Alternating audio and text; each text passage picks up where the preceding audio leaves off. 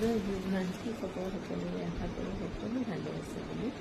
মই আজি আকৌ আহিছোঁ এবাৰ অন্য এটা ভিডিঅ' লগত। আজি যিহেতুকে শুক্ৰবাৰ, গতিকে অলপ শুক্ৰ গ্ৰহণৰ ওপৰত আলোচনা কৰিম।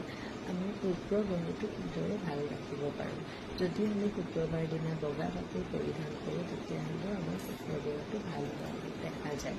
আৰু যদি আমি শুক্ৰবাৰ দিনা নিজৰ যিকোনো নতুন কাম আৰম্ভ কৰিলেও খুবেই ভাল বুলি মনা হয়। আৰু শুক্ৰবাৰ দিনা যিসকলে চুলি কটা হওক, পুৰুষসকলে দাড়ি কটা হওক, এনেকুৱা কামবোৰ আজিৰ দিনটোত কৰিলেও খুবেই ভাল বুলি মনা যায়। আৰু আজিৰ দিনটোত আমি গুণ থাকিব লাগে, নিজকে খুব ধুনীয়াকৈ ৰাখিব লাগে। আৰু আজিৰ দিনটোত পাৰফিউম ইউজ কৰিব নাপাহৰিব। আজিৰ দিনটোত পাৰফিউম ইউজ কৰিলেও খুব ভাল বুলি মনা হয়। আৰু আমি যদি আজিৰ দিনটোত বগা বস্তু খাওঁ, তেতিয়াহ'লে খুব ভালদৰে খাব পাৰি। Thank U.